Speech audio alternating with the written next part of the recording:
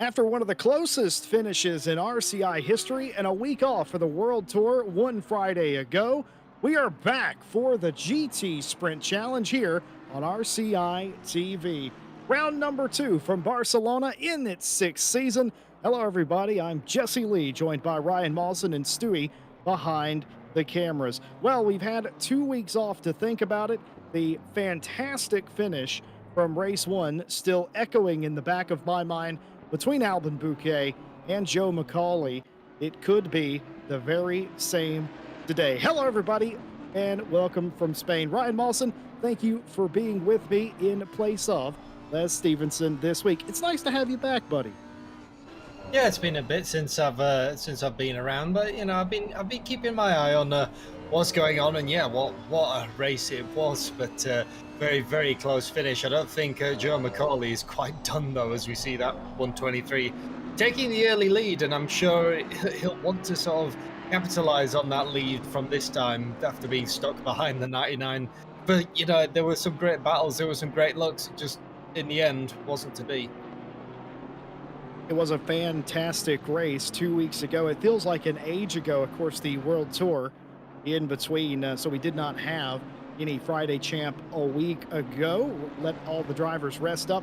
Pretty much every driver in this pro field, Mawson, was at the World Tour. Didn't want to burden them with having 25 hours of driving in about 36 hours time. So we went ahead and made a little space for that. But we are back and uninterrupted to the conclusion of this championship. And today we are at Barcelona, Spain. It's a track that's a bit divisive, isn't it? There's a lot of people that really like this track. Then there's others, which I'm afraid to say I'm in the majority, that have their own issues with this particular circuit. I enjoy the circuit right up until you hit Sector 3. I just Funny that. I have never flowed with Sector 3. The first sector, though, is, I quite enjoy it right up until you get to the sort of from this hairpin here, as we see the 904 go through the big old Nissan. Still quite a strange sight to see, I would say, especially in the, for being only 0.7 off the leaders.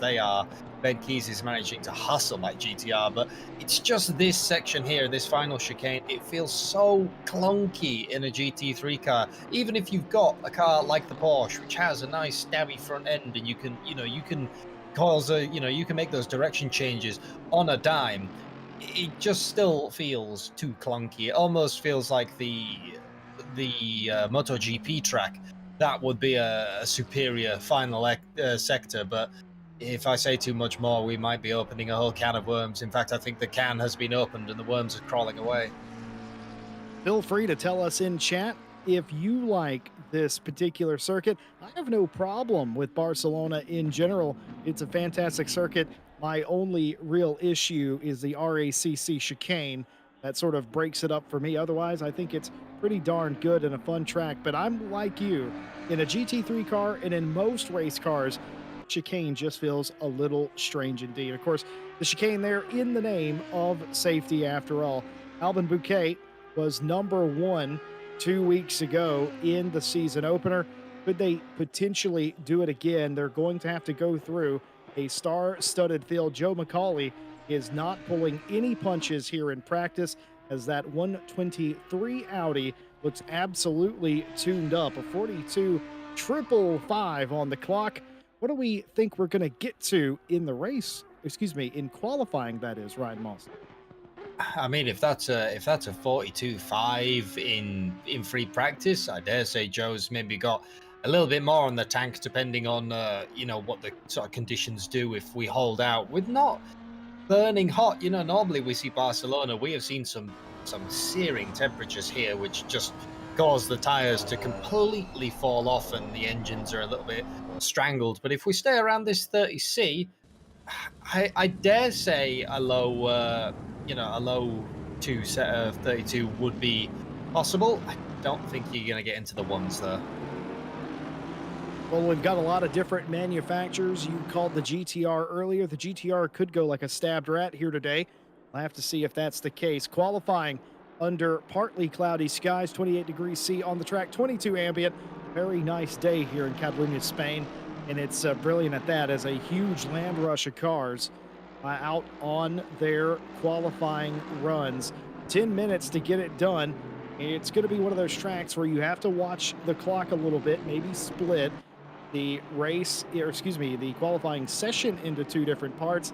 Get 5 minutes of running, take a little break, reset, take an additional 5 minutes at the end if you're very lucky. Savalainen, by the way, the still getting slower every day 200, who has once again changed the livery on that AMG. He's usually the first man in the server. He was again today. He gets the first pit box. And of course, that also means he has the best shot of getting out in front of everybody. You know, Mawson, 2 weeks ago, we talked a lot about Bouquet. We talked a lot about Macaulay. Didn't talk anything really about Juna Savalainen. He's looking to win himself another championship, get his name back in the mix today. Yeah, and I don't think the outright qualifying time is gonna favor the AMG. You know, with the heavy front end sector 3, but you come through for the final bit is really gonna fall on its face. But that doesn't mean that in a race, you know, like down the long front straight and into the sections in sector 1 coming out into sector 2 where front engine can kind of stretch its legs a little bit, it might be able to bring some great battles as we're looking down the long front straight of Circuit Catalunya. You're looking for the 100 ball brake pretty much on it. It is a slight banked corner, but you want to put your car slightly over the green AstroTurf on both sides. Don't run out too wide. That is completely slippery on the AstroTurf. And then it is the front left tyre torture. It's just sector 1 will completely and utterly burn up that front left. Got to watch it in the race that you don't A, grain it, and B, overheat it. A little bit of a wiggle as the car gets kind of unsettled through the hairpin. You've got to keep that in check, especially the AMG. You've got all that power, all that torque underneath your right foot. You've got to know when to deploy it. Down the run under the Audi Sport Bridge to the corner, which me and a few people have one unanimous name for. It's the awkward corner. You kind of bounce off the curb. There's another sharply placed sort of mini chicane just to try and annoy you a little bit through the fast over the hill right-hander. A little bit of a twitch there as well as the AMG. Sort of letting Juna know that he's still, it still has a little bit of a bite. And then we come into sector 3. This is the part where the mid-engines, your Porsches, your Audis, all of the, even the Ferraris, for example, they will love this. They can dance the the car underneath their foot with the rotation. But you can see the front engine car. You just kind of have to turn in and let it scrub and let it wallow through the final chicane, catching up a little bit of traffic. Run as wide as you dare, but don't invalidate the lap to set yourself up for a great run out onto the straight. The 200, what will the provisional time be? It'll be a 43.3, and I think there's still plenty of time left on the table. That was a fantastically illustrated lap, the driver's point of view, and a little bit of insight of what we can expect from some of the different manufacturers in today's race. This is absolutely no good for anybody. Gratis Caracas, the Dark Shade 19, is at the tail end of a train. That's going to be good, though, down the straight to be in the tow, especially in that Porsche. Doesn't need a whole lot of it, though. Goes P3. Savalainen on provisional pole, a 43.352. That car in the pit lane immediately. That car is splitting the two parts of the qualifying session, and a lot of cars that have yet to settle out, but I suspect that's only because they left leaving pit lane a little bit later than most, because again, a lot of cars out here in the pro class, 32 plus cars. You wouldn't usually say this about an F1 racetrack, but space is at a premium today. Yeah, it's one, especially with, like I said, that sector 3, some of the mid-engines, if you're stuck behind, one of the front engines, the Bentley, the Mercedes, BMW, for example, you can catch up so much that it will, it will ruin your lap, and then you're stuck right behind them on the run down to, turn 1, and then, end up, what do you do? But for the 123, what did I say? The battle of the mid-engines. Joe Macaulay goes P2 by only 0.008 of a second. The 13 of Helep Mehez takes the P1, and Bouquet, that 99, he's still not quite done yet. Well, the gauntlet is being thrown down right now. Macaulay had a very close finish in the first race, looking to make qualifying even closer still. The 13 Ferrari, still the current fastest time on the board.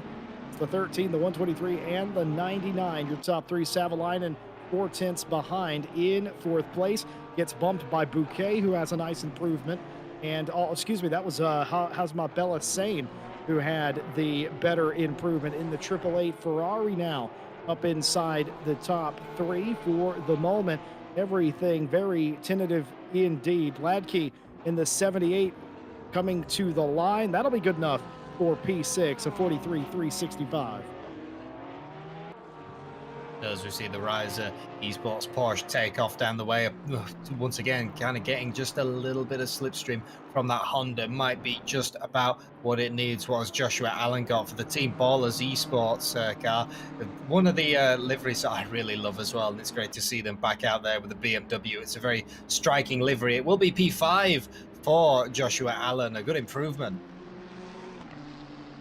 I will say I have been reading the chat. I love the opinions of the racing circuit. They're varied, and so is the manufacturers at the top. As Ben Keys, a Luna Azul 904 Nissan GTR, goes provisional fourth place. I thought this could be a good day to be driving a Nissan product, and there we are with 3 minutes left to play, already inside the top five for Keys. And all I will say to them as well is hats off for managing to shove that Nissan GTR all the way up there. It's not an easy car to get to grips with at all. I've tried driving it a few times. I still don't understand quite where the front is. If someone finds it, can you let me know?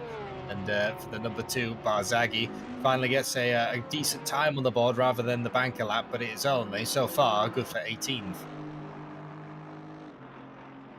Time ticking down, 2.5 minutes. Time enough for any driver out there to get 2 more good laps in. Zoldatov goes P10 at 43.397. That's about just about half a second off of the current provisional pole time. Now look at this, the 171 CLR Bentley of Martin Lawrence down in P15 and losing ground every single second as cars cycle through. Now we'll see if Martin Lawrence has a pickup, and does not on that lap. Was about a tenth slower, if that. Needs to pick it up. They might get 1 more lap after this, so 2 more laps maybe for Martin Lawrence, as long as they don't get held up here. Well, the 171, I was watching the Delta briefly. They had around about 3 tenths coming into that last hit, that sort of last chicane, but it was just the curse of the front engine. Lost all that time there. And there you go, all the time was gone. This is kind of what I mentioned. Grandes Caracas now, the 19, well up behind the BMW, and actually they pull out of the way. Sort of very much maybe realised that their lap time, they weren't improving, or it was an invalid, but gets out of the way of the 19. It could have been very much of a moment when this is the moment in the Porsche when you need to maximise your lap time. You need to use every single bit of handling that car can give. With the brakes, with the corner speed it can carry. You want nobody in front of you, and Caracas taking as much as the curb as you dare without unsettling the car, trying to just clip that inside apex, not too much though, so just to hug the inside line for the run to the line. It will be a 133.102, slight improvement again, and the top just keeps getting closer. Sure does. Final 40 seconds. Every car that comes to the line now will get 1 additional lap. Martin Grady had a disappointing race number 1, I think we'll all agree, but has rebounded excellently here in qualifying thus far. Magazi is struggling a bit, though. Can't get out of the bottom 25 with that lap. That Honda, for some reason, is struggling around this racetrack today. Sure what's going on there. Milton Tomlinson Dennis in the 55, the JAR Racing Audi, one of the newer names here in the pro category, already inside the top 20, getting a little bit of a tow there maybe as well. We'll see what this lap comes in at, and oh boy, it's a big one. 6th place of 43.270. Welcome to pro. Well, the 55 showing us exactly what they can do in that new generation Audi for the JA Racing. Well up into the top 5, and look at that. We've got all the way down, in fact, almost all of the field, if not all of the field, covered by under a second. But the top 10, 3 tenths, with people still out on out laps and still trying to get that little bit of time on the table. But this man, the 123, this will be Joe McCauley's final lap. But as of right now, coming into the final sector, he is 3 tenths up, 4 tenths up, trying to throw it through the bottom chicane, the bottom hairpin. Sorry, he's trying to get all that time because he knows he's still looking, thinking, okay, I have a little bit of a, I have a little bit of a gap to my rival Audi, but everyone behind me is, so close. I can't afford for the points. A little bit of a wobble there from the Audi, too much curb possible, and unsettles it. Is still a good time though, coming out of the final corner. It'll be the dash to the line. It's a 42.9 as it sits right now. It's a Oh, 42.662 when he crosses the line. he didn't really need to do that. Everybody else in the top five was already in the barn, but nevertheless gets it done here very late into the session, leaving his best tricks for last. A few cars still left out there, led by Gregory Ivanov in the 406 Bentley. Will be one of the only two cars. Matter of fact, they're both in a line here, and Ivanov does improve massively inside the top 15 only for a second as the Porsche behind them pushes them back outside the top 15. Just look at that result. You have to go back to Dario Barzaghi in 22nd place before we get a car that is not within a second of the pole time. Incredible qualifying. And as Look, the I was going to say, as look the at that. qualified results come up, look at the purple sectors. Nobody holds the purple, a full purple lap. It's the Audi that dominates sector one.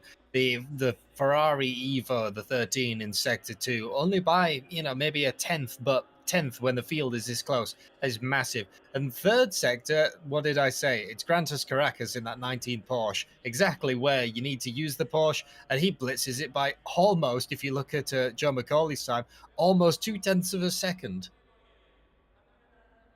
It is very impressive indeed. Looking at all this, the majority of the drivers got 5 or 6 laps in. There were a couple of cars inside the top 10 that only ran a couple of laps. There are a couple of cars that failed to run a qualifying lap. I have been told by the race admin, Mawson, that it seemed like a couple of drivers were having connection issues. And of course, they will be permitted to start as long as they can get to the grid, regardless of their issues. Hopefully, they are able to start the race today. Well, we looked at the qualifying for race number two. Let's take a look at how they stacked up after race number one 2 weeks ago. Albin Bouquet was I would say, the dominant car. Got chased down late by Joe, but 65 points level for the both of them. And the count back for the tie goes to wins first. And of course, Albin has the win, and Joe finished second. How is Joe tied with Bouquet, you might ask? Well, Joe McCauley, he ran the quickest lap of the race. And I think he was on pole too as well. I'm not quite sure, but otherwise, 65 points on the top. Gratis Caracas in third place with 53 points. Hugo in fourth place, who qualified well here today as well, 48 points. Martin Lawrence finished inside the top five with 44 points. Rose with 40. And then you've got Matteo Benedetti with 37 points. Gregory Ivanov in eighth with 34. Savalainen all the way back in ninth with 31 points. And Hladkey rounds out your top 10 with 28.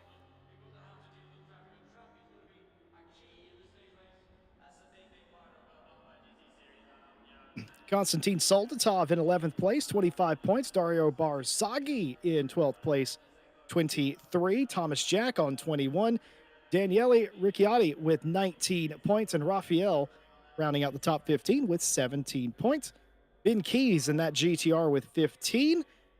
Wouter Billen on 14. Martin Grady, the Tidge, who we mentioned earlier, had a not so great first race, 13 points. Elmer with 12 points. And Nicholas Keller is your top 20 with 11 points. This list is going to keep on going, folks. We had a lot of drivers in the first race.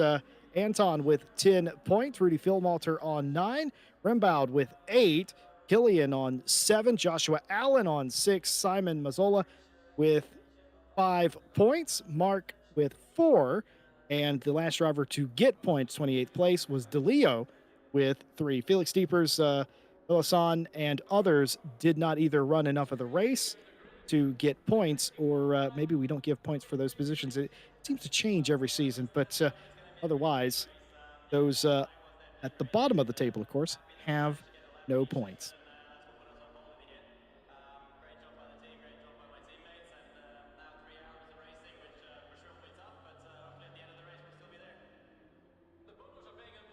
Well, it only gets closer. We talked sort of at length about race number one. It came down to it very close in the end. Well, qualifying was very close for 21 of the cars, all within a second.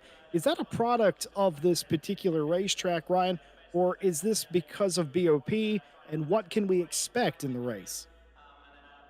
Well, I think it's not only a product of the track, with the first and the final halves of the track really favoring different cars, but just the field and the talent of drivers you've got. The BOP obviously is constantly changing. It has been a long time really since I raced properly a Catalunya, at least in a professional setting. So honestly, I couldn't tell you what car would be, what car is overall best. I just know that the Porsche is going to absolutely dominate in the third sector, and it seems that the Audi really has the grunt and the rotation to keep the first sector at bay. But you can't in a race setting.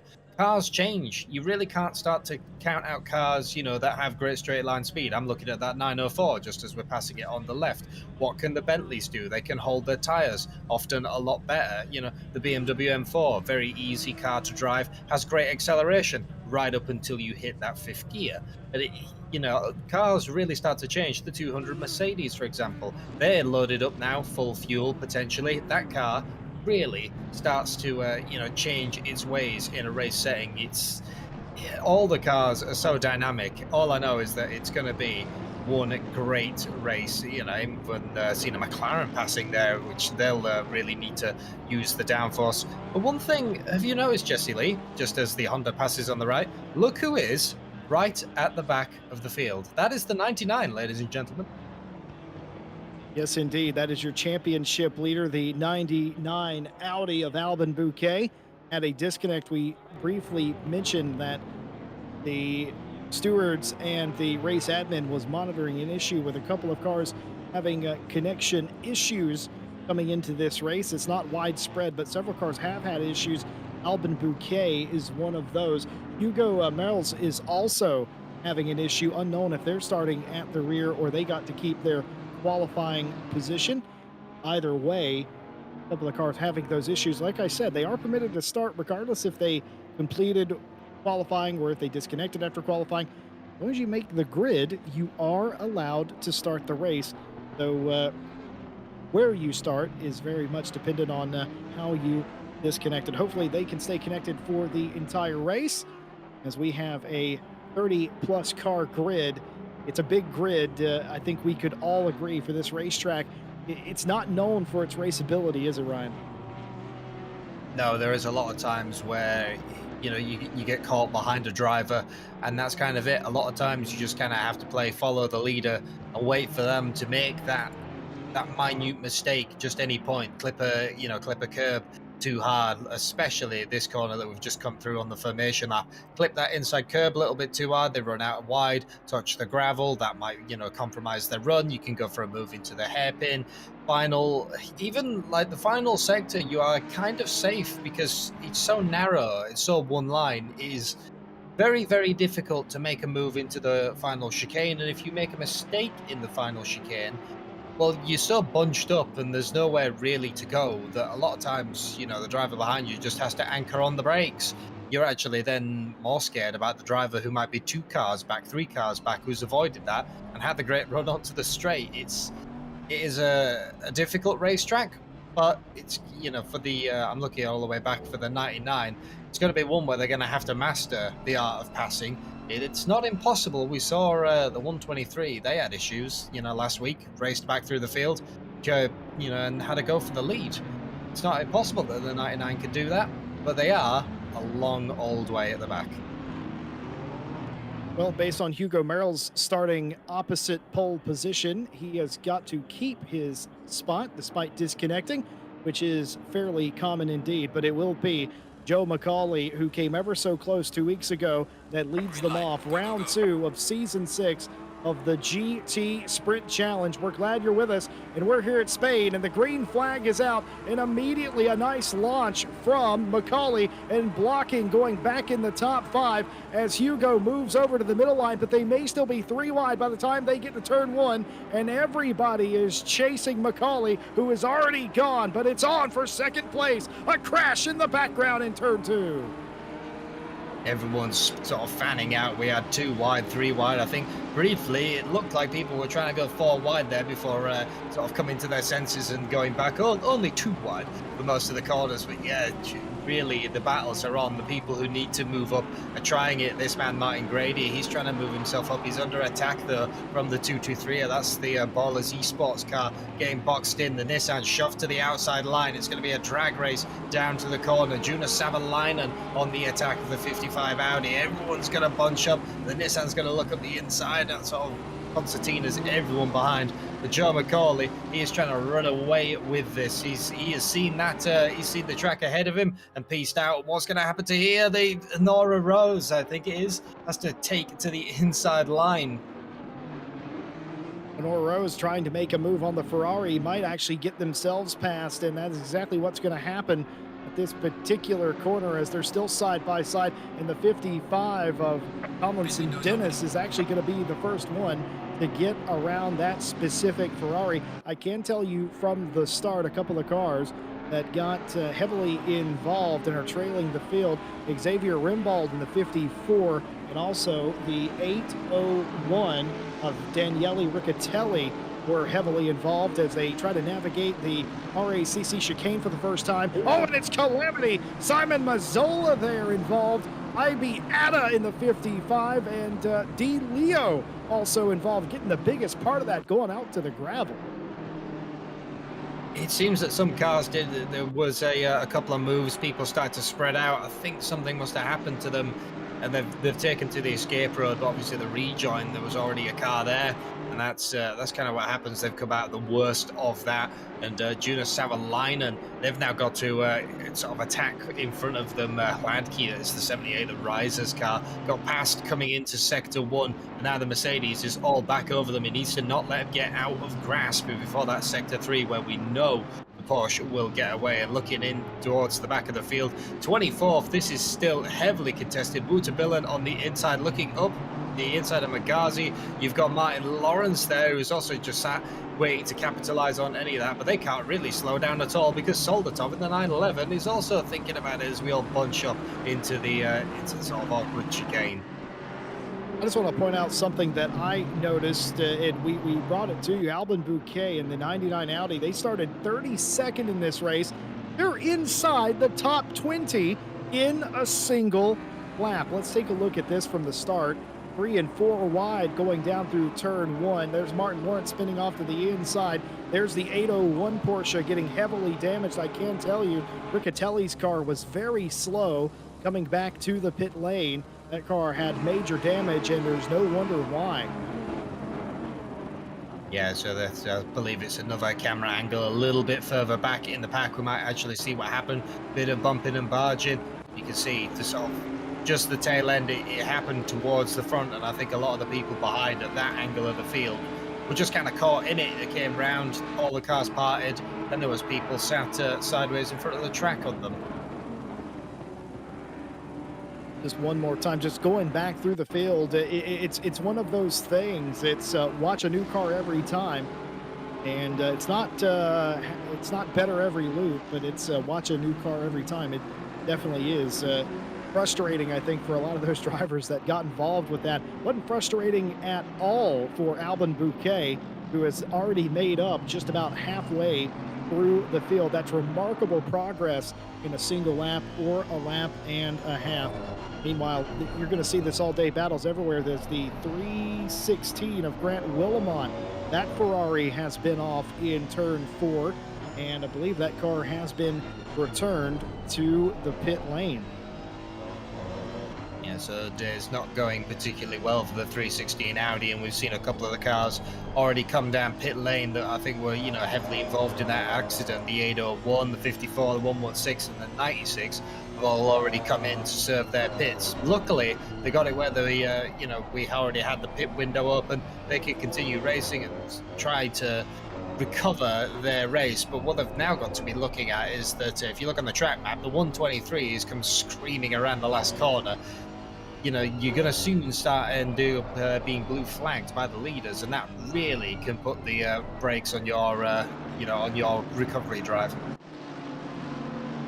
Do keep in mind this race is live stewarded. It's an appropriate time as any to welcome in our live stewards who will be trying to make sense of that turn in 1 and 2, where there were 3 and 4 wide, maybe even 5 wide.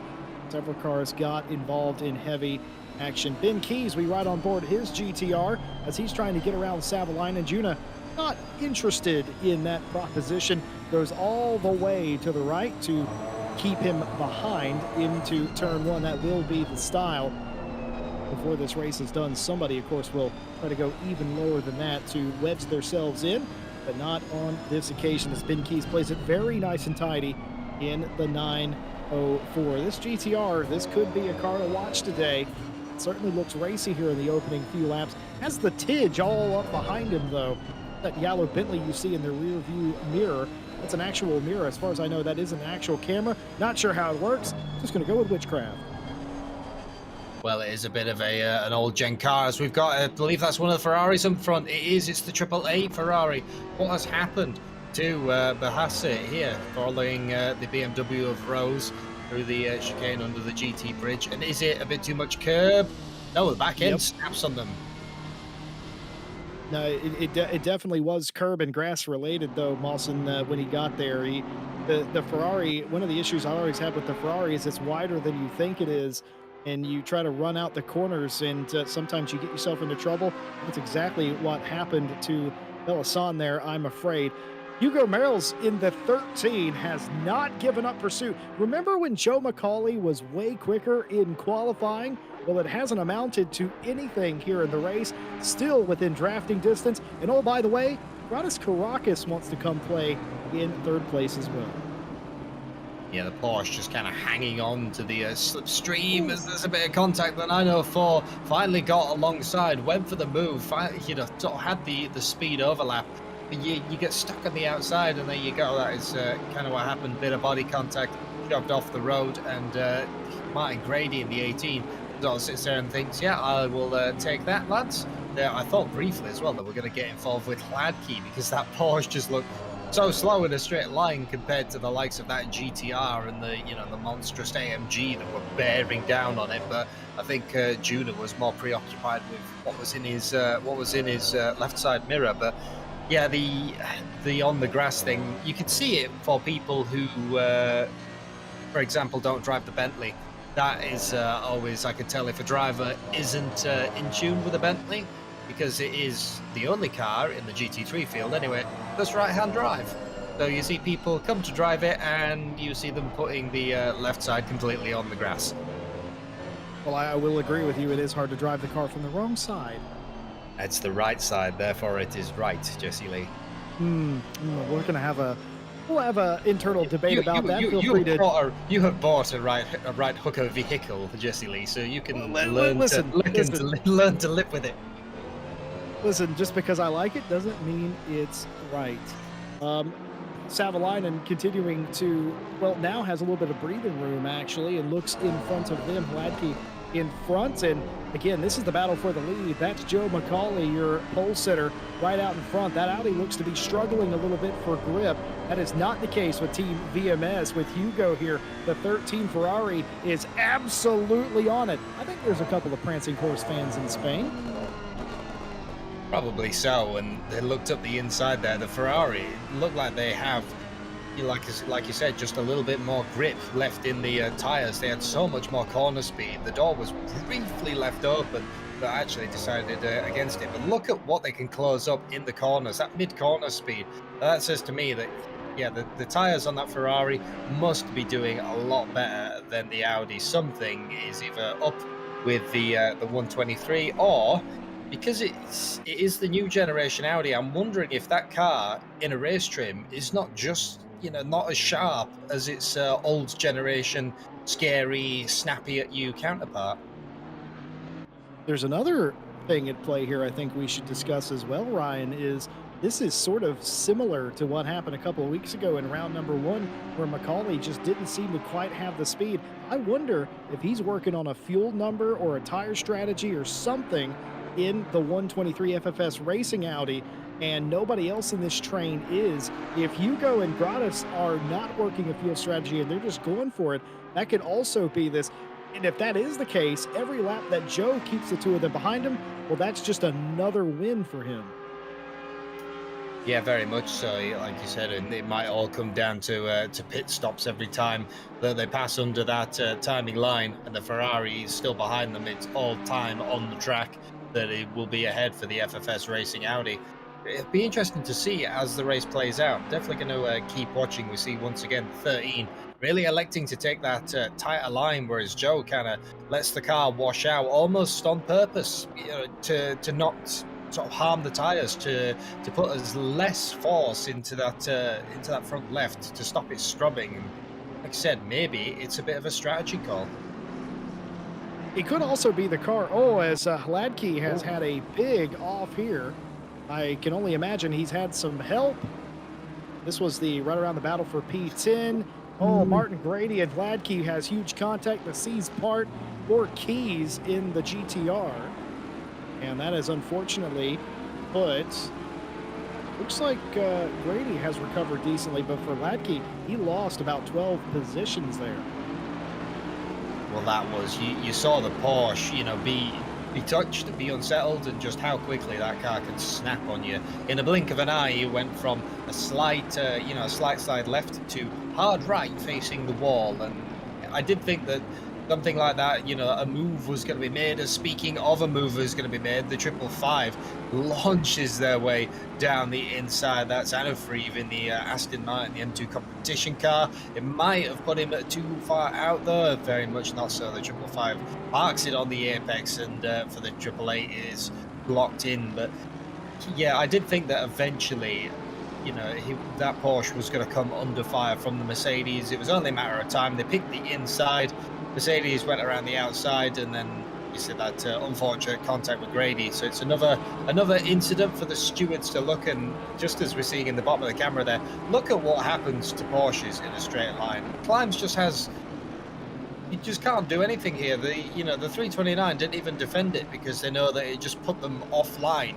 They now need to stay and just to hang on to them and take positions where it is. But what has happened to the 406? That puts the 18 out wide. It's going to be a drag race again between our, the recovery drive of the 99 Audi. They're up the inside, and I think Martin Grady is going to be hung out to dry here. This is an incredible drive from Albin Bouquet, your winner from round number one. At the start, 32nd place. We're not even 15 minutes into this race, and they're threatening to get back inside the top 10. For anybody that was questioning, would Albon actually be a threat for this championship, or was it just one race luck at the beginning of a season? I think Bouquet is going to be here the entire season, and they're going to be a threat. What an impressive response to not getting to stay in their qualifying position and starting all the way in the back. Vasily there with a over-under, and it's not going to come off as they're going to get passed by one, maybe two cars here. The Ferrari side by side. There's going to be heavy contact, and they're going to spin out. Massive accident. Bellasan has had two big accidents today. Bellasan was on their way back through the field, had gained a lot of ground, and gets involved in a big altercation with the Aston there. It was another move like what they did in the lap before, but when you overshoot, it just leaves you completely exposed. You've seen the Ferrari went round, elected the outside. It was the inside for the first corner, outside for the second. Aston ran over the curb, and that curb is so high. It just launched the car, no control, straight into the side of the AAA. Who then had to wait for traffic. If anything, the Aston might have Yep. recovered a little bit better for the 555. So Anna Freeve continues on, and for the AAA, it's a sad day gone worse. Yeah, Bella Sane, an absolute passenger there. Nothing he could do, nothing he did wrong. Vasily got over the curb, and well, we all know what can happen. Worst case scenario, and that's just about as bad as it could have been. We've only had the one penalty report come in, but we know that they're very busy over in the steward's box trying to make heads or tails of the turn one and turn two incidents. But on the lap one, turn one, we do have one result handed to us by Will Stevenson. A racing incident between the 183 and the 116. The 183 goes off into the back of the 116 trying to avoid the crash in front of them. So, accidental contact in the melee, but we'll bring you the verdict of the stewards whenever we get them in the future. And from what you said, that one sentence earlier, Bouquet, well, they're now not just contesting for the top 10, they are in the top 10. It is 10th place for the 99, now chasing down the 223 of Joshua Allen, the BMW, the team Ballers esports car. But look at how much they close up in Oh, the final chicane. That is a man who is committed to that Audi. They know exactly how it handles, and that is the kind of speed that they can carry through. And look on the straights, the Audi, even in the next oh my generation, even goodness! even with that wing, even with the more aero, that is, there's still a speed demon. And that's what I said about the BMW. It has great acceleration right up until you change out of fourth gear, and then you are done for. Ryan, let me ask you a question about Bouquet and the way that car's set up, because I think you and I can both understand that that car is set up, and it's not on a knife's edge, but it's also set up for a lot of speed. It's got some nice handling to it, and like you said, Albon has ultimate confidence in that car. What's it like driving against? Because you certainly have driven against drivers like Bouquet. What's it like trying to defend against somebody who seemingly has everything sorted with their car? It is incredibly difficult, and it's one of those where you've got to kind of have to watch in the mirror. So how I find it is, if I don't, just get completely driven past, like I'm standing still. If it's someone who is very much similar my pace, but we're racing together, I'll kind of have to watch in the mirror and watch in the relatives, see where their car has the absolute ultimate pace over me, and then work out a way, that my car can defend that, can block it. Just maybe, like for example, if I was came out of this final turn and Bouquet seemed to have the run on me, I might, put my car on the inside line, force him to go around the outside because maybe I've got the better brakes into turn one. If I was driving my Bentley, for example, or through some of the sector two, I've actually before defended the outside line because I know that the car that I'm racing doesn't have the pace, to go all the way, or when you force them narrow, it really slows that car down. Ooh, It's such a knife edge dance. And speaking of knife edge dance, the 904 and the 200, they're still locked in the battle together. The seas were parted for Ben Keys a little bit ago, but Juno Savalainen kind of said, "I want my sixth place back, please." yeah, Ben Keys, who wanted that position 10 minutes ago, has finally got it and has seen a lot of stuff unfold in front of them and finally gets that spot. Savalainen didn't let that go. Savalainen with a little bump out of turn one into two. That switchback S section gave him a little bit of a tap, and it did not seem to make Keys or the Nissan waver at all. This still is the battle for the lead. At what point do we just assume Hugo is being very patient here? Caracas in tow as well. Nobody willing to blink here. Nobody blinking. Nobody flinching. Nobody making a mistake. That's exactly what you expect on a podium for the pro class. Everyone is driving completely perfectly here. They're all still in the line. They're all covered by, well, a little less than a second, in fact. It might come down to whoever makes a mistake But even if it doesn't, pit stops. Pit stops, I think, are going to be the key here. And looking at the 19 as well for Caracas, they've kind of got the best, the best seat in the house. That Porsche has been towed along by the Ferrari, by the 13, all the way up here every single time, and they don't really have to do anything. They can sit back, they can watch this battle unfold and decide when or if they are going to make that move, which will be in sector 3. And realistically, it looks like every single time we jump back, the Ferrari manages to gain up to the 123 in sector 3. If anything was going to happen, it'd be there coming out of it, and then that is also where the 19 Porsche will be at its strongest, and might be the moment where they actually decide to pounce, because track position here is so strong.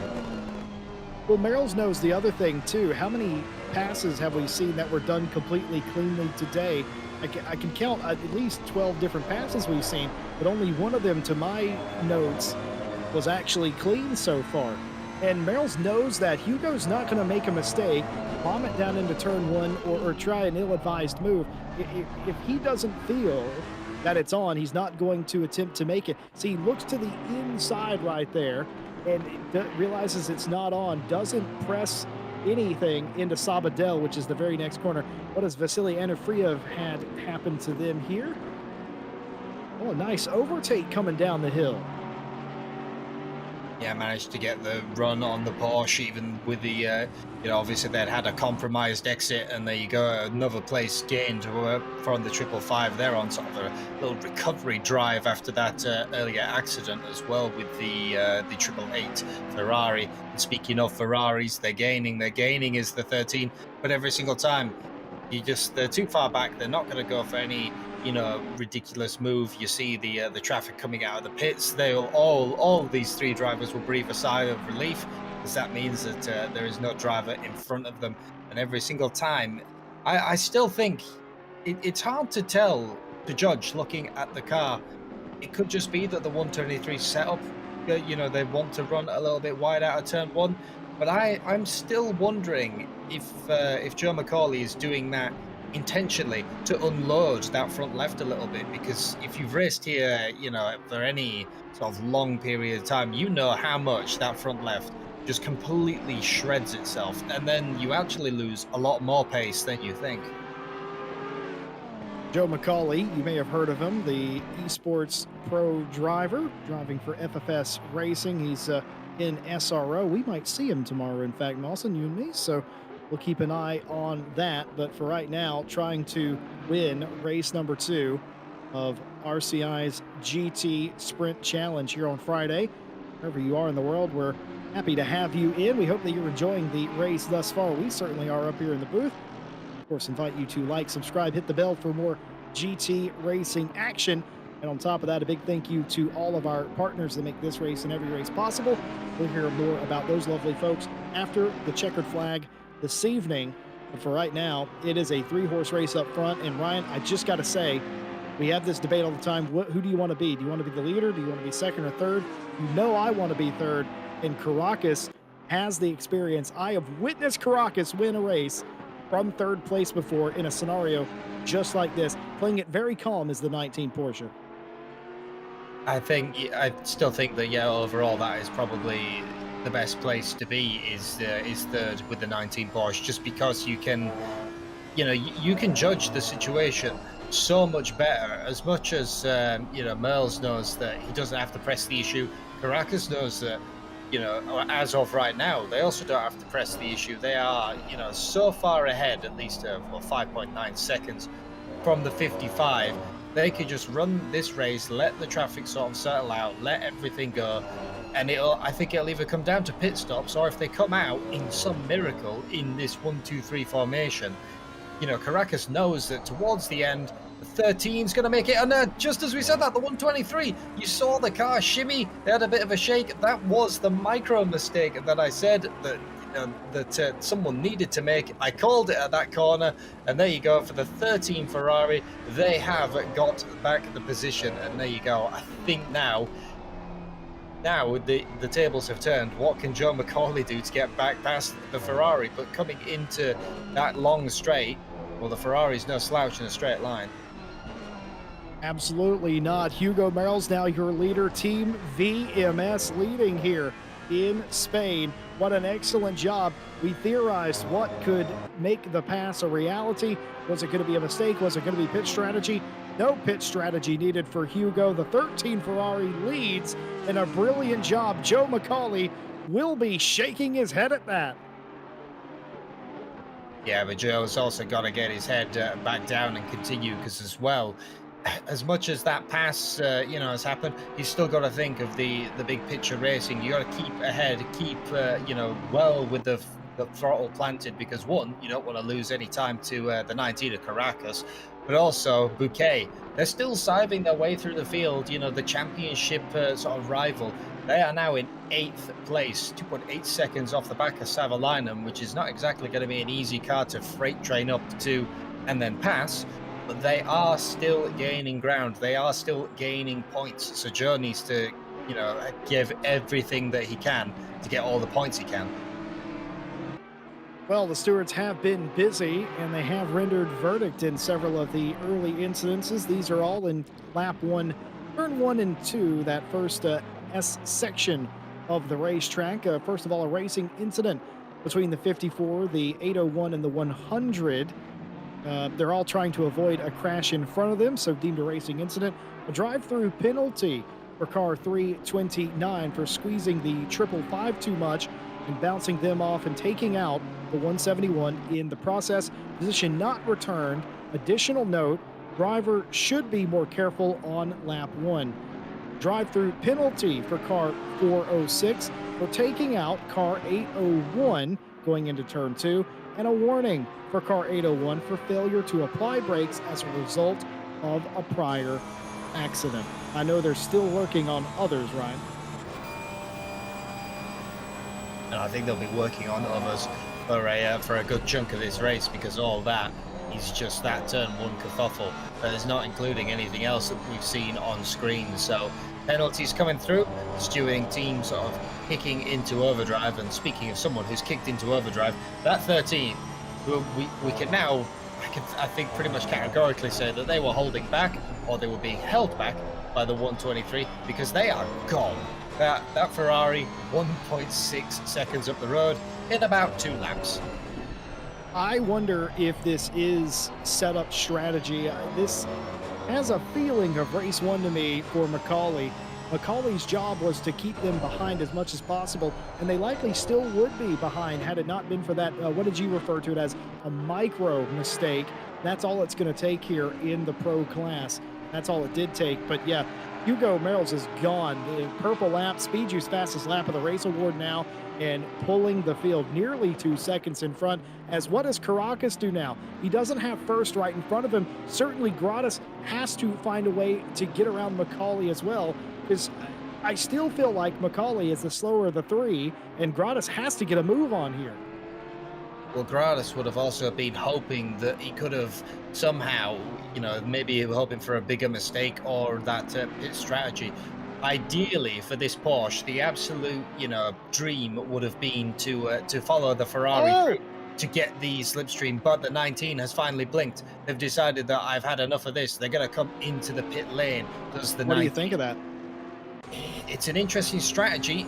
It's going to put the Porsche potentially outside of that slipstream range, which I think, was really helping them sort of stay with that lead battle. But considering the 13 has roared off up the road, maybe that is now what they need to do. They've decided that to stay with the leader, I must pit now. I've got to get around the 123 in the pits, in the pit strategy. So definitely have to keep his eye on it and keep an eye on what the pit deltas for everyone are. I will tell you something else I've been keeping an eye on is this man, the CLR car of Martin Lawrence. Remember, this car, I think, was involved in early accidents. They pitted very early on in this race, and they're only behind Alton Bouquet of the cars that have pitted. That'll likely change with Caracas, Keys, and Grady all now in the pit lane. But that was remarkable for this car to have had an incident and to have come down pit lane so early. They have made the absolute most of that. They might get a top 10 out of the day. Can Martin Lawrence? Has Benedetti behind them, though. That one Porsche not looking too bad themselves, threatening the Bentley for the moment. Yeah, well, Bouquet in the 99, who's also, like I said, pitted and is in front of them. We can just see them right there in the shot. They were, I think, net eighth around about in the standings. And as we pass through the pit lane, you can see there's the yellow Bentley and Martin Grady out ahead. So they haven't beat them out of the pit lane, but it will still be, I think, they've gained one position. So it's 15th overall for the 171 so far. It's still going to be quite a quite a good recovery drive, and as he says, long game. People have still yet to pit, but they've definitely made up time to Martin Grady, considering this car was the car that we saw off in the gravel trap at turn one. They ended up facing the wall. Leader of the race is in the pit lane. So is Joe McCauley. The top two in after you recall, Gratis came in a lap or so ago, and that is going to trigger nearly everyone coming in at the halfway point. Almost every single car has come into the pit lane with the exception of Wouter Billen. IB Atta has also not come in. And yeah, I think that's pretty much it. Only those cars have not come down the pit lane, and there is Caracas getting ready to come through the chicane. Joe McCauley for FFS Racing is down and gone. You would imagine the same is going to be true for Hugo Merrill's in front as well. As the camera switches back around, and here comes Caracas, the 19, the early pit stop, trying the undercut in the dark shade Porsche. Has it worked? I don't think it has. I thought we saw the cars coming out. There's Hugo out, and there also is Joe McCauley. Oh, he's going to get him. He's going to get him. Caracas is going to get by Joe McCauley. A brilliant call. The undercut works here. There you go. So the 19 has managed to get by. Looking at the the pit delta for everyone who's managed to come out, it was 1 minute 11 for Grantis Caracas, and everyone else is sort of a 1 minute 12 to almost a 1 minute 14. Joe McCauley was a 112.9. So that is where the 19s made up some time, but part of that as well must have just been the in lap and the out lap. They were a little bit behind. Behind the 123 originally. Well, now they're at least, I'd say, half a second ahead. My apologies to Jack in the 133 McLaren. He also has stayed out. Only 3 cars yet to pit, the 133, the 183, and the 505, Jack Billen and Atta respectively. By the way, I could have sworn that, yes, we have a Melinda Atta in chat cheering on Atta in the 505. Now, is that mom? Is that a girlfriend? Is that a wife? I have to know, Melinda, please. It's important. Is this going to be like another one of the... is it Martin Grady's family who also often comes to wish him luck? I think it was when it was George Boothby. Oh, that's George. Yeah, it's George Boothby. Yeah, George Boothby and the Ryan Meenan family shows up, and among others as well. We love having the family element. We love that family members tune in to watch their loved one race. And added to that, it also works out really well whenever they're doing well. Atta, of course, is doing very well inside the top 10. The only car now left to not pit. Jack and Billen have pitted. That will give the lead to the 505 BMW. Still yet to pit. One pit stop required today, and we will see how it all shakes out. Keep in mind, they were in the top 10 before. Hugo still leads the field and going very well. And of course, the penalties still coming in. A drive-through for car 50 for moving aggressively because of a car rejoining, taking out another car. So a drive-through for car 50 for an accident involving the 96. Racing incident between the 888 and the 56 deemed hard racing. A racing incident between the 100, the 171, and the 911. Racing incident between the 406, the 50, the 133, and the 99. I almost have bingo here, Mawson. And a warning for car 100 for an unsafe rejoin. And I know they're still working on it. I think they're going to be working on it for, pretty much until the checkered flag, I dare say. The race has kind of calmed down a little bit, but, there was a lot of chaos in some of the opening lap stuff we didn't even see. In the 505, the last of the, of the pitters has finally come down pit lane that will take them out of the sort of the provisional lead of the race and gift it back to the 13. This battle we're looking up ahead as well. And our Rose, the 56 Queen's Design team, they've picked up their heels again, and they've got their way back up to the back of the 55. The 55 had that great start. Really looked like they were going to capitalize on it. I think they were fourth overall. They should be when they come across the line because of the pitting, and they are. So it's been a great start for the 55, but it looks like they might be dropping a tiny bit of pace. I'm wondering if it's maybe something Audi related versus qualifying to race. Very well could be the case. Ibiata now in the pit lane will surrender the lead back to Hugo Merles in the 13 Ferrari. The 505 coming to pit lane completes the one and only pit cycle in this 1 hour race. And Albin Bouquet, who has moved back up to 8th place after all the pitting.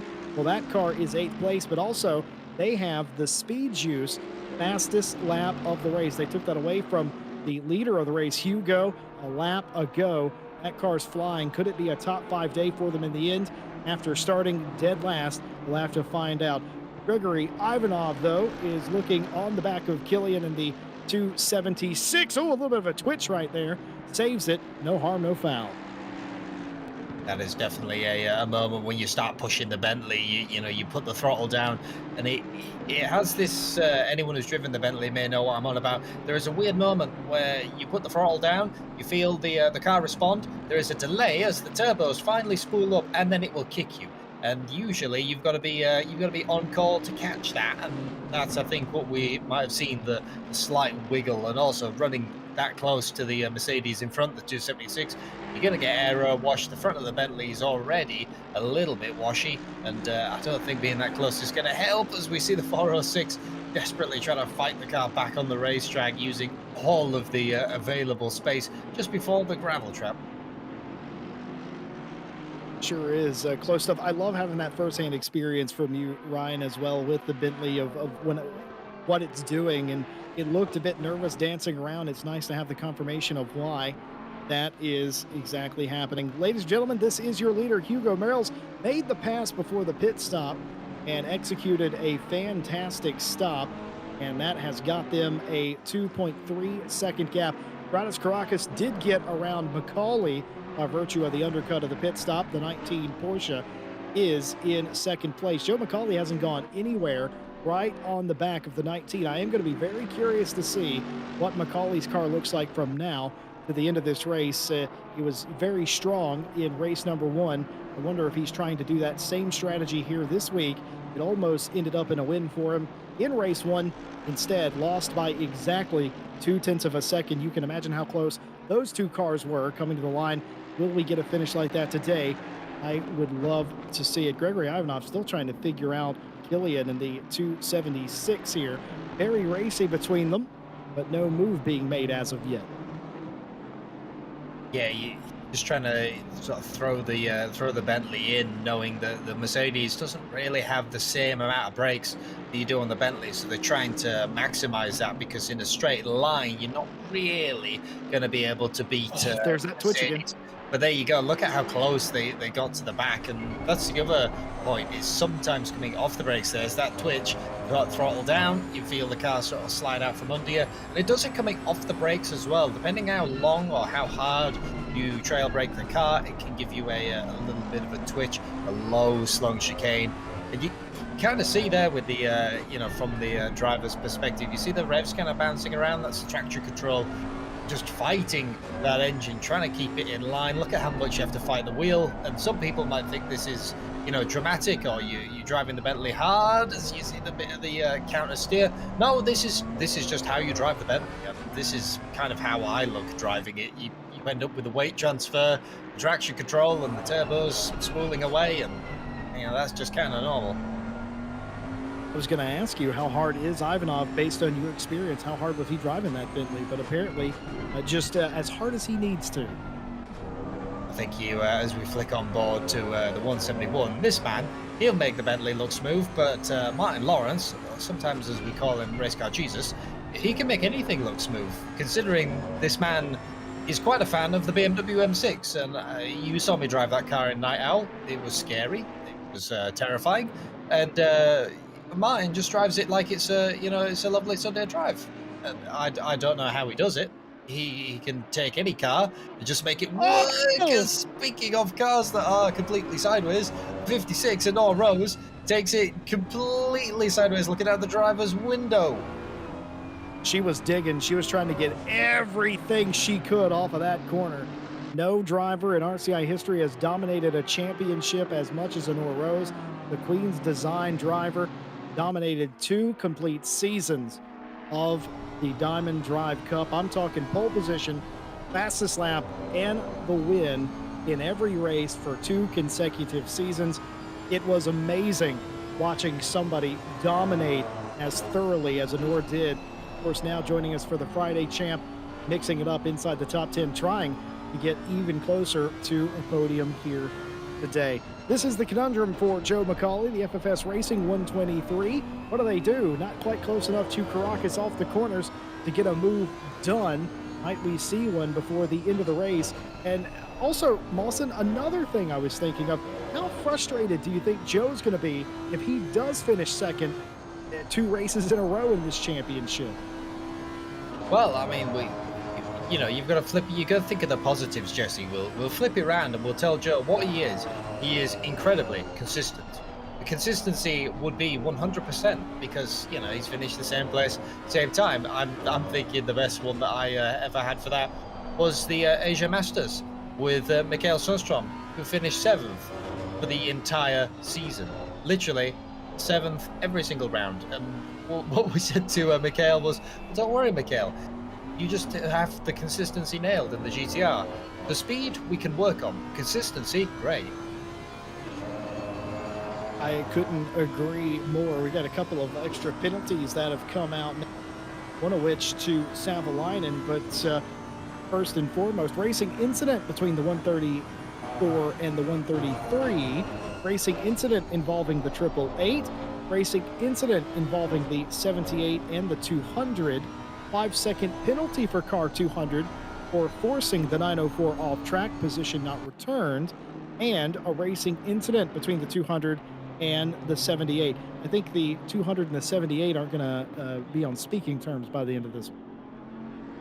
No, I don't think by the time that they've come to together enough of times, you kind of get bored of being punted off by the same driver. You think, can you just leave my car alone? Did I paint a target on it? It's, I'm sure that there might be glares from the pit lane for a great distance. There's always the inevitable post-race private conversation of what were you playing at? Some of the fans in chat of ATA have pointed out that their late pit stop worked for them up to P20 for the 505 BMW. That car now firmly inside the top 20 and might actually catch Keller before the end of the race. A little bit behind that fight is this. Ivanov still trying to work out how to get around Killian in that AMG, and every single time up the hill off a 3, that Bentley gets incredibly loose. Now they're completely leaving the racetrack, trying to make this as quick of a corner as possible. Look at the way that car moves. Does that strike you as unnatural to get that sideways in the Bentley? Well, I think for the 406, they're trying to tuck it. You can see they're trying to set the car up so that you tuck the nose. They're tucking the nose in underneath the Mercedes as there's been contact coming into.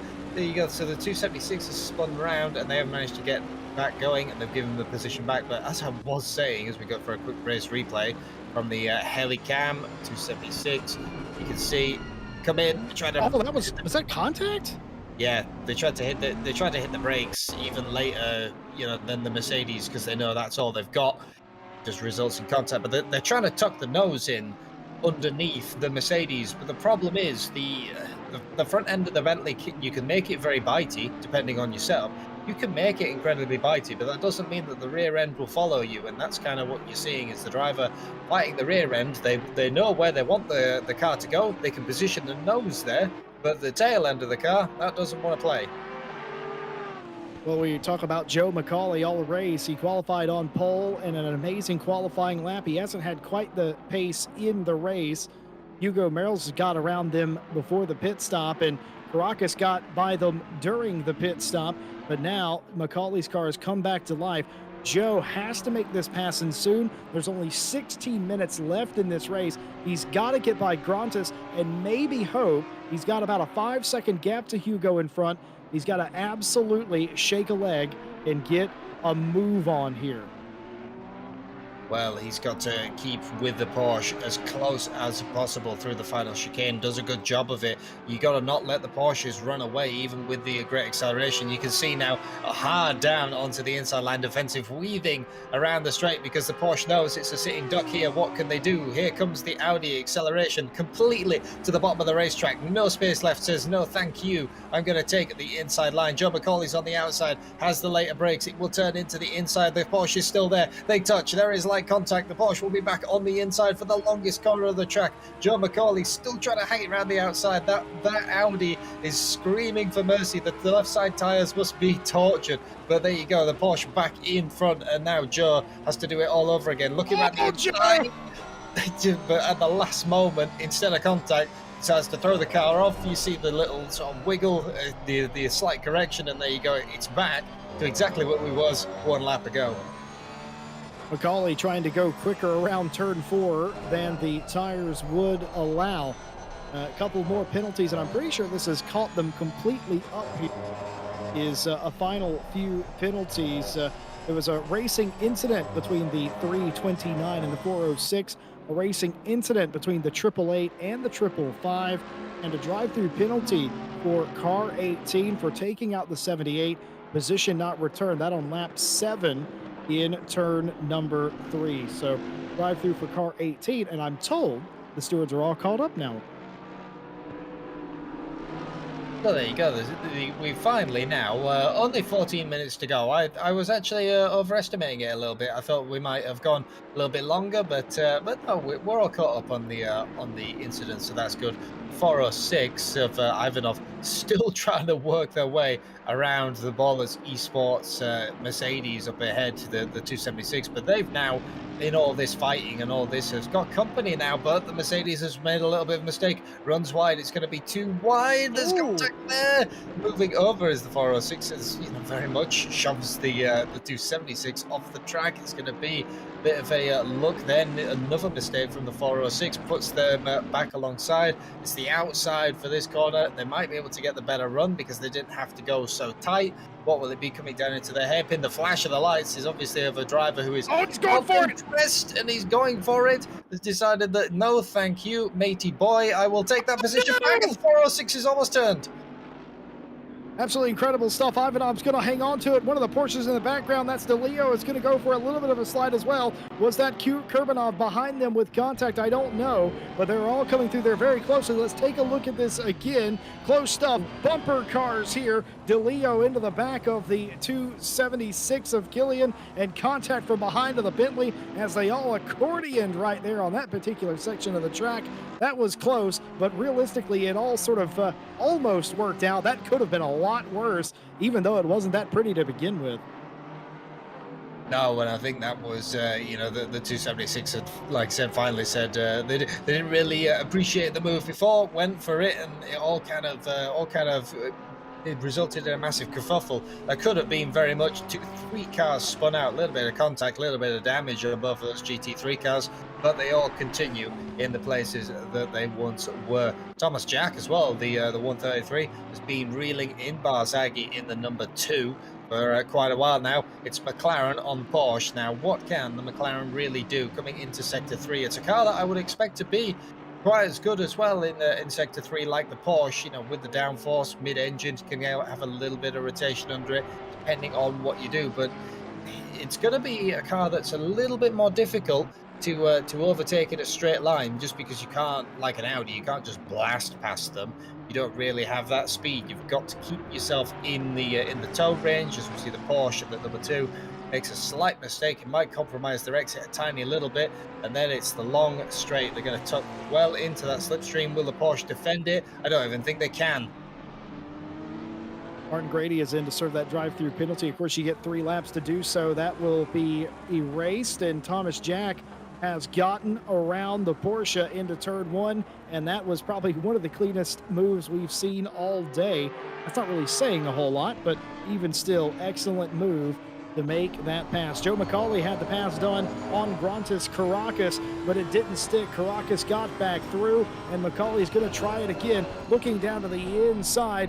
You know, I believe in Spanish, the corner, the name of that corner is the cashier, I think is what it's called. I'm not sure why, except if you get it wrong, it can ring you up. Otherwise, I have no idea why it's called that. But I digress. McCauley still trying to get one more shot on Caracas. At this point, this might be just for second place. I don't envision anybody going up there and catching Hugo Merrells today. That Ferrari has been incredible. Yeah, as soon as the clean air was gifted to them, they have just completely gone. That was it. We have the 50 and the 100 still battling tooth and nail is that Bentley and the Porsche, as we've seen from earlier. But flicking back, John McCauley, he has tried it. It's gone around the outside. This move happened once again before. It's deja vu all over again. The Audi of Joe McCauley ends up hung up on the outside. We'll see a race replay from the onboard. Look at the speed difference. Porsche just, they have to go so narrow, squeeze them to the outside, which is, as long as you give one car width, they're allowed to do that. It's around the outside. You have the inside for this corner, but look what happens. Trying to tuck the car so tight, it will always unsettle it. You always end up on that curb. And then the right-hander is, like I said, the longest on the circuit. You have the advantage again, and it's incredibly well defended for the 19 with the speed deficit that they've got. They know exactly what to do. They know exactly where to put their car, and it's working for them because the 123 is still behind. Well, a penny for Savalainen's thoughts today on how his race has gone. Got that 5-second penalty from the earlier contact, but still going. Unfortunately, he would lose one spot here to Albin Bouquet, who is in the background. This group, of course, has Keith, Savalainen, Bouquet all in a line, and that's actually Honor Rose, in fact, right in front for 5th place. So all of these cars right at the end of this race fighting for P5. Honor's car, who looked quite racy a little bit ago, got to the back of Thomas and Dennis, I thought. Now has fallen off a little bit. It's still in P5, but the GTR of Keys right on the back, and Savalainen trying to gap Bouquet, who has the quickest lap of the race. Going to get real spicy right here at the end. I don't think if I was Rose, I would be wanting to look in the mirror and see that GTR behind me. You know, Keys has been just a phenomenal driver, I would say, today. How they've muscled that car all the way up into, you know, not only the top 10, they're fighting almost for a top 5. It's right there. They've just got to, they've got to take it and then somehow hold off from the 99, who is just on an absolute charge from the back of the field to 8th with potentially 5th right in front of them. And Juna is just trying to, you know, recover their race. As he says, they would lose one position even if they got in ahead of this entire pack. They'd lose that all the positions back, just trying to salvage anything what they can from their race. I was just looking at the top 10, gathering my thoughts of how this race has gone. It could have been a disaster for Martin Lawrence, but no, it's going to be a top 10. I theorize they could potentially use that very early pit stop to get inside the top 10. Well, they've done just that, and they've not let Benedetti buy them. They've been racing like that for 30 minutes or more, the two of them, the 171 and the 1. And somehow Lawrence has been able to keep Benedetti behind. Benedetti has not put a foot wrong either in that fight, and that's for 10th place. This fight, of course, in front of them, Rose, Key, Savalainen, Bouquet. And if they don't get a move on here, Allen, who's in P9, 5 seconds, trust me, that can evaporate in a hurry. Savalainen twitches there. Not sure he was looking for a move, but he just got on the curb there a little extra hard. GTR versus BMW.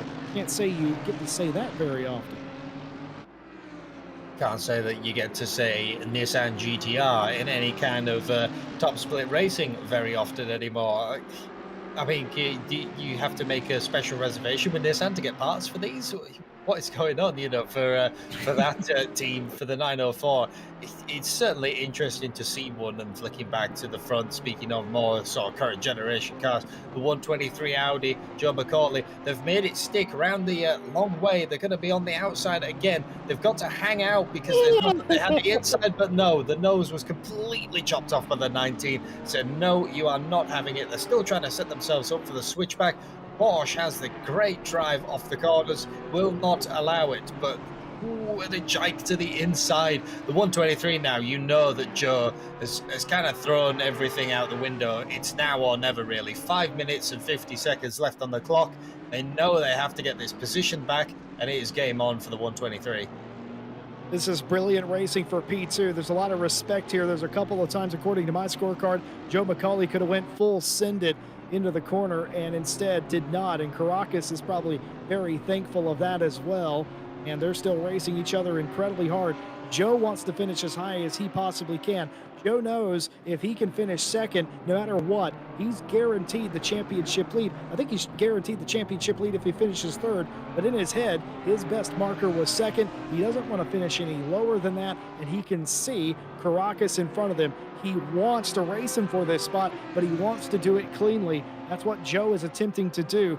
He's backing off when he has to. He's resetting himself up when he has to. The only problem is there's only 5 minutes left of this race, 3, maybe 4 laps, depending on when the leader gets to the line. And that's what I'm talking about. This is jockeying right here, Mawson. These are two drivers, two great pro drivers, esports level drivers, jockeying for position, trying to get themselves into place. And I hope and pray this battle is not settled due to a lap car. And it won't on this occasion, as the very, very heads-up driving from that BMW.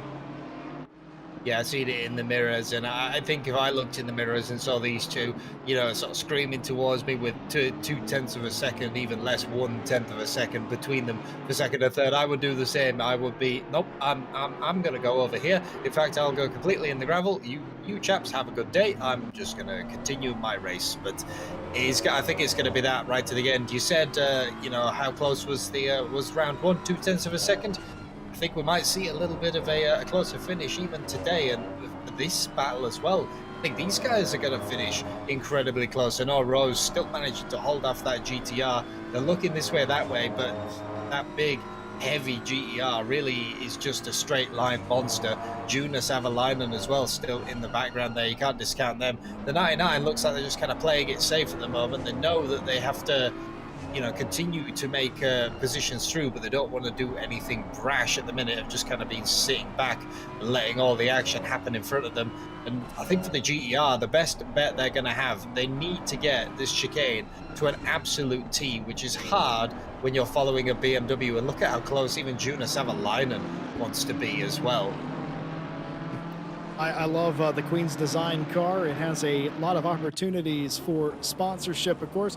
And here we are down into turn one again. It looks like Joe McCauley's got it done into turn one, and he has done. A little bit loose from the Porsche, but it doesn't matter. The Audi is all the way through as FFS Racing finally converts it. It took them more than 30 minutes just about to get that move done, but they finally have done it. And back here for 5th place, a log jam in turn two. Honor holds fast as Ben Keys gets maybe contact from Savalainen and Bouquet as well. They're all logjam in here together. The laps are running out. The time is drawing to a close. You've got to make your moves now, but you cannot afford to make mistakes. Savalainen looking up the inside. This, of course, will be the outside for the hairpin now. Will it be a GTR corner, or will he get closed off by the AMG? Bouquet looking to pick whatever line is moving, and neither one of them are. The GTR might just about save it as Keys gets back in line, and so does Savalainen. This is incredible stuff.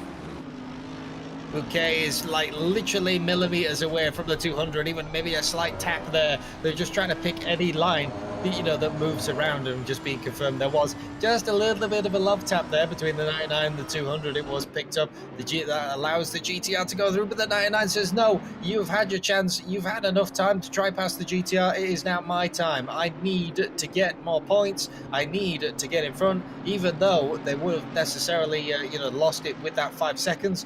They've got 1 lap, maybe 2. They now need to get ahead of the GER. I think that a Rose might just be a little bit outside of the striking range for the 99, but one more position is more points that they can save for their championship. Do you know what? I've never had to see Honor defend before. She's always usually so far out in front. I've seen her defend. We go back to season 5 of the GT Sprint Challenge. She ran at Bathurst. She had to defend her top 5 position there. She ran 6th in the first race of this series, and now having to defend. It's incredible. She can do everything. She can attack, she can defend, but mostly she just races well on track. But Annie Friev now trying to go around the outside. We've seen this work for a couple of other cars. If you pin the car to the inside, it can work. Contact there. The one goes off. Benindetti hard into the wall in turn 2, and a big crash for Matteo Benindetti. The SPQR #1 Porsche gets disposed of, and that was not how Vasily probably wanted to contest that position, as that came to blows. Well, you said that the stewards were caught up. Well, they might just have one more thing Yeah, they're to not look now. at. Yeah, I was going to say they're very much not now for the one, right at the end of the race, being nose first into the wall. Lots of time lost in. Actually, they might even lose one more position. Looking at where they've come out on track, what car is right behind them, might not even be all over. And speaking of people who the races are not over, Martin Grady, they had that drive-through penalty earlier. Well, they've decided that they need to get one more place. They're all over the back of the 78 of Hladky as the white flag has waved. The 13 has taken the final lap of the race, miles ahead of Joe McCauley in that 123 FFS Audi. But they are still, they're not a million miles away from the 19. They can't afford to make that, one little mistake like they did before. And this battle still hasn't concluded from ages ago. Yeah, this has been going on for a very long time, and this is looking around the outside. You're not going to get too many moves that come off like that, but very nearly this is still going on for P5. That was Rose, and right behind them, nope, that's all still one group. As back to 24th place, Elmer Kurbanov in the 50, continuing to work on Killian in the 276. Oh, and a little bit wide there, looking down the inside now is Elmer, and that might be all she wrote. Contact down the straight, and that might have saved a position as they come down into the hard left-hander, and they all just about make it. I withdrew into my chair there a little bit. I thought that the Ferrari, the back marker, was going to go for it briefly as well. It looked like we almost had a 3-wide moment, decided to back out of it. Slight contact, slight late braking, and that led it through. This battle still really hasn't sort of concluded. The 99 have tried their best to get up to the front. And what has happened to the 78 Hladky? They were battling Martin Grady. He's coming into the first turn. It might be a deja vu of what happened to them. Martin Grady, it's the deja vu of what happened, I think, on lap 1 or 2. It's been the Martin Grady on the inside, Porsche on the outside. Poor Porsche has ended up deposited on the inside of the circuit. What do you say there? Was there room left for the Bentley that was up on the curb, or was it Grady's job to stay off the other car? Rather glad I am not a steward, and I am, of course, a commentator. Looks like Honor Rose is going to be able to save that P5 place, and of course that means that Hugo Merrells has already made the checkered flag. Hugo in the 13 Ferrari has won the first race of their campaign, and a brilliant race at that. They finished just off the podium in race 1. They're going to get the big gold trophy here today. Joe McCauley equals his race in the first round with a second place. Grantis Caracas rebounds to third today after a brilliant fight indeed. The GTR, one of the fan favorites, the 904 Ben Keys, that car does finish in P6. Alvin Bouquet from the back of the grid, 32nd place, all the way up to 7th place, and also got the Speed Juice fastest lap of the race. Incredible race. I might have to change my opinion of Barcelona now. And some of the cars as well, looking down a little bit, you know, the 171 Martin Lawrence, that car was facing the wall in the gravel trap at turn one. They were caught up, you know, in that incident. One of the very first pitters, one of the very, very early pitters, made that strategy work, kept out of trouble, had someone to race though, you know, the whole way. They were under fire, I believe, from the one for Vendetti all the way. It was not easy for Martin Lawrence, still managed to get that top 10 position. Great load of points for them. Great load of points as well for the 904, as you know, they were quite a while back in the championship standings. But that GER, I'm necessarily not going to count it out now at some of the other tracks. There was a couple of penalties that came in at the end, drive through, but that was a ACC track limits penalty. That was not a steward's penalty. Everything else the stewards considered was a racing incident or a warning. And unfortunately, I think today maybe I get to say the thing I hate to say the most: pending post race penalties.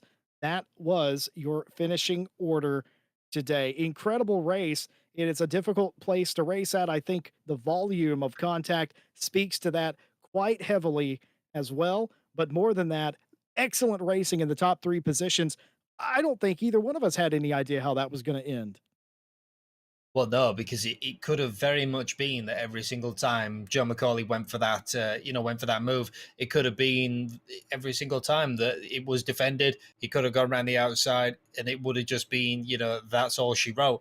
And every single time we flicked back to that camera, it seemed to be that that was happening right up until that one moment. Joe finally made it stick. The tortured tires gave him just enough grip around the outside, and that is exactly what he needed. Ended up alongside the Porsche. As soon as you got in front, that was it. You can govern the speed of the car behind you in the corners, and down the straight, the Audi can run away a little bit. But for the 13, what really can you say? Looked like they were, you know, sort of playing it cool, holding back a little bit from Joe McCauley. As soon as they got by, it's just like they turned on, turned on the turbo switch, and they were gone. Joe McCauley made a statement in qualifying near the end, but Hugo Merrill made a statement in the race.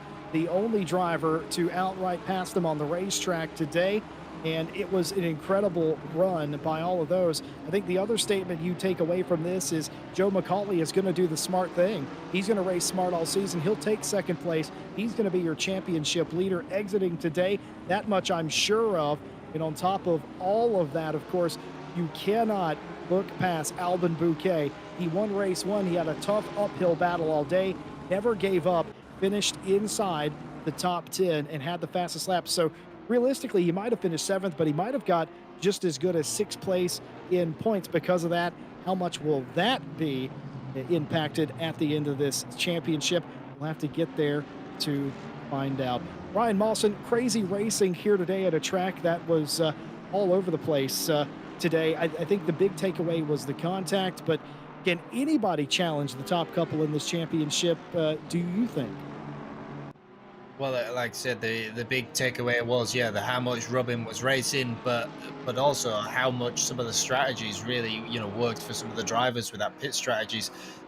Can people touch the top three? Looking at today, it is going to be difficult. You know, we saw everyone was very, very close in qualifying, but the race pace of the top three were just insane today. All I'm sort of looking at, what can we've seen Grancis Caracas now, he can fight Joe, is very much a case of that Porsche can defend. It's just got to be in front of the Audi.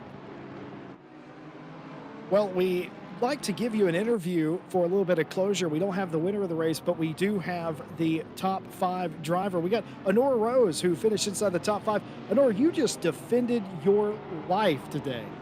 Hey, and yeah, I did. I have no idea how that held up. Because I said I've watched you for a year go out and win races where you didn't have to defend at all. It's been an absolute treat to learn that you can do both. You can attack and defend. Tell us from your experience what that was like for an entire hour. uh, especially the last part of both stints, the BMW hits the tires in the kind of weather. So in the last 10 minutes of both, I had no tires, and the exit speeds get even worse when that's the case. Because, you know, you get wheel spin, and no amount of TCS is gonna fix that on this car. So there was that. And I had a GTR in my mirrors, and that thing is ridiculous in the straight. That's the only way to call it. So, especially the last, I think, two attempts he made.